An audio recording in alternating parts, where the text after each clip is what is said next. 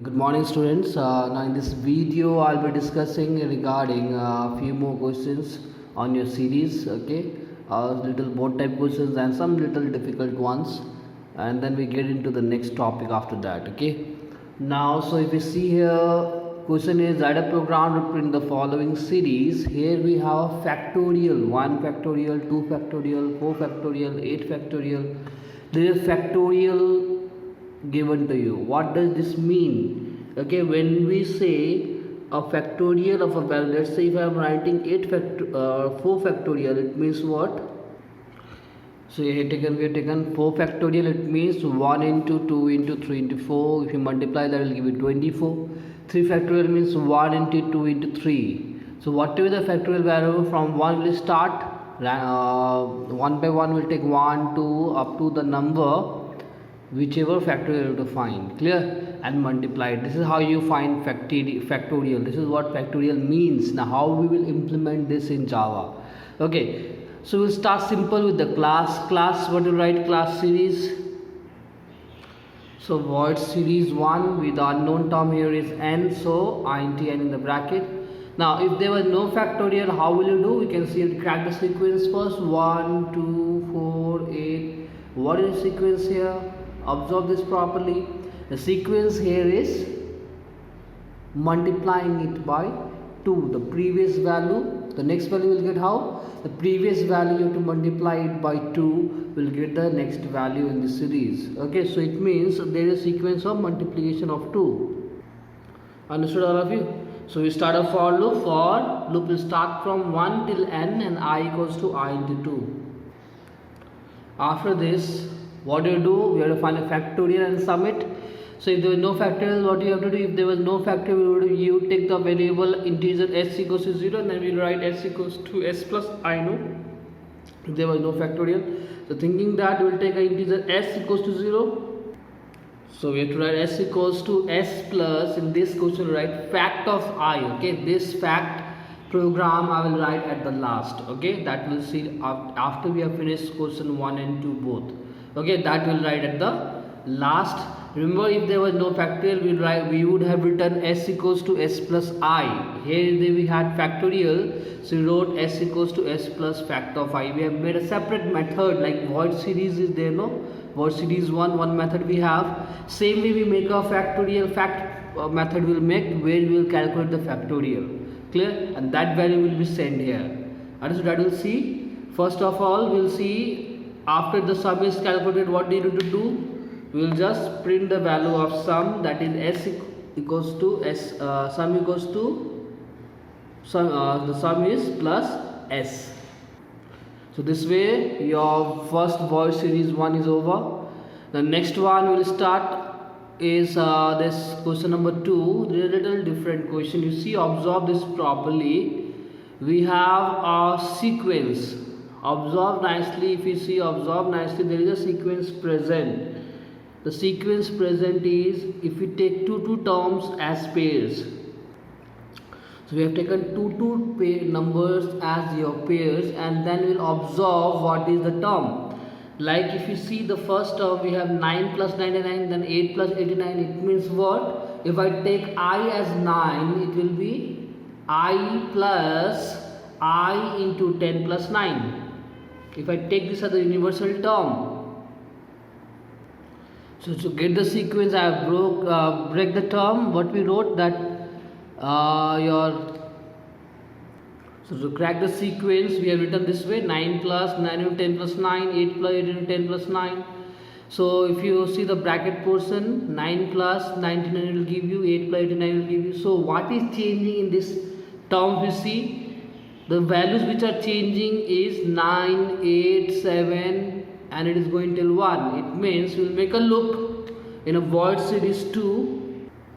I equals to 9, I greater than equals to 1, I minus. Okay, it is decreasing by 1. 9, 8, 7, it is going till 1. Okay, and the whole term will be what? We have to add. We have to add these terms. What is the term we have to add? 9 is the I value. So it is I plus I into 10 plus I. Sorry, plus 9, because every time again 9 is coming. Okay, 99, 89, 9 we are getting added in the second term, that 99. Okay, so it will be I. So that is the universal term, I plus I into 10 plus 9. That is the universal term which will get in the second question. If we put the values of I, first 9, what will get? If I put 9, that universal common term will get 9 plus 99. If you put 8, it will be 8 plus 89. If you put 7, it will be 7 plus 79. So this way you get the term. So that is my final universal term which we need to add in, the common term which we need to add it. So we'll take our integer s equals to 0 or s1 equals to 0. So I plus I into 10 plus 9. This is how we calculate s1. Okay, after the sum is calculated, we will just print the sum. System or print the sum is plus s. So this way void series 2 is over. Remember that in your factorial 1 I did not write till now the program, since in the question number 1 there was factorial, so we have to write at the last the factorial program. What is the factorial program? See now. So now I have written a factorial program, int fact int n in the bracket.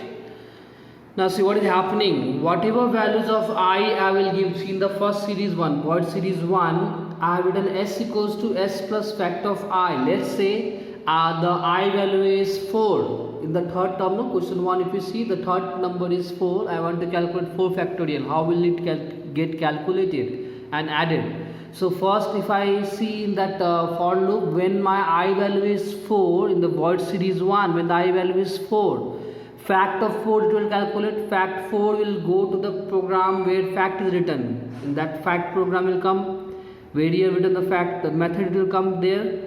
In that method you see what is there, int n is in the bracket. Now the value of I will be copied to the n. I value is 4 in the series 1, I value had passed 4, that will get passed to n. So n will be also be 4.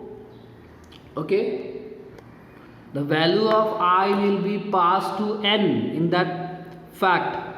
First one will be passed.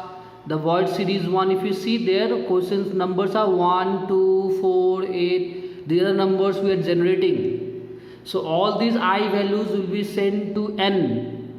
Okay, and it will calculate based on n. The factorial will be calculated. Let's see if n was 4. If n was 4, so what you need to do? See there in the example I have told you. When n was 4, we had to 4 factorial. How we calculate? Above I written. When n is 4, we have to calculate the 4 factorial by 1 into 2 into 3 into 4. So what if n is 3, you have to calculate 1 into 2 into 3. It means my loop is going from 1 till n. It is going from 1 till n. So my loop will start, whatever the n value, 4 or 3, from 1 till n the loop is going, and we have to product, we have to calculate the product. So I wrote for in the fact program, I wrote in the fact method, see what I wrote, int fact, int n, you understood? Int p equals to 1 I have taken because I need to calculate the product. Int 1, I equals to 1 and I less than equals to n and I plus plus. Whatever the n value, till that the loop will go and it is generate number 1 by 1 by increasing the value by 1. And then p equals to p into I. After calculating the product, I will return p. I return int fact. Why int fact? Whatever value is calculated, I have to send back. So based on the return value, what value I am returning? Return p. P is whatever data type. P data type is int. Data type of p is int. Okay. So the data type of p is int, and that is the value I am sending back after calculating the product. So the fact method, before the fact I have written int fact, whatever value I am returning.